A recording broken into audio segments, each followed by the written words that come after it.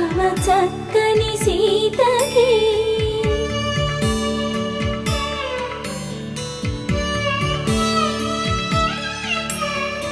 ఎర్ర జాబిలి చేయి రాముడేడని అడుగుతుంటే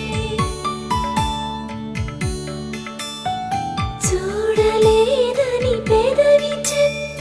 చెప్పలేమని కనులు చెప్పే నల్ల పూసై